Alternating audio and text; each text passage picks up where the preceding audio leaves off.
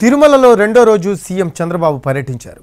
TTD అధికారులతో పద్మావతి అతిథి గృహంలో ముఖ్యమంత్రి చంద్రబాబు నాయుడు సమీక్ష నిర్వహించారు. తిరుమల పవిత్రత, నమ్మకం కాపాడేలా ప్రతి ఒక్కరూ పనిచేయాలి అన్నారు.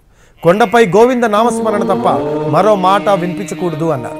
ప్రశాంతతకు ఎక్కడా భంగం కలగనీయొద్దని, ఏ విషయంలోనూ రాజీ పడొద్దు అన్నారు. టీటీడీ సేవలపై భక్తులు తమ అభిప్రాయాలు వెల్లడించే అవకాశం కల్పించాలి అన్నారు. భక్తుల సలహాలు, సూచనల ఆధారంగా టీటీడీ పనిచేయాలి అన్నారు. లడ్డు అన్నప్రసాదం నాణ్యత పెరిగిందని భక్తులు చెబుతున్నారన్నారు చంద్రబాబు.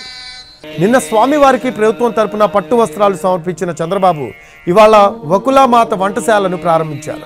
రాష్ట్ర ప్రజలపై స్వామివారి అనుగ్రహం ఎల్లవేళలా ఉండాలని ప్రార్థించినట్లు తెలిపారు చంద్రబాబు.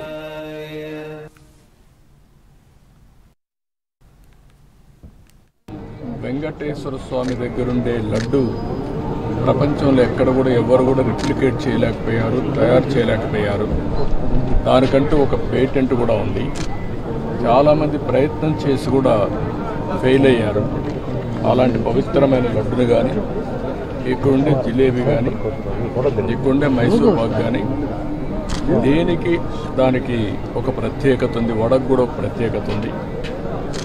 అలాంటి మళ్ళీ ఇవన్నీ కూడా టోటల్గా ప్రక్షాళన చేసి రాబోయే రోజుల్లో ఫీడ్బ్యాక్ కూడా తీసుకుంటాం. వెంకటేశ్వర స్వామికి పూర్వవైభవం వచ్చే విధంగా, అదే కాకుండా ఎప్పటికీ ఇది ఒక దివ్య క్షేత్రంగా, పవిత్రమైన క్షేత్రంగా తయారు చేయడానికి ఏమేం చేయాలో అన్ని చర్యలు తీసుకోమని చెప్పి మేనేజ్మెంట్కి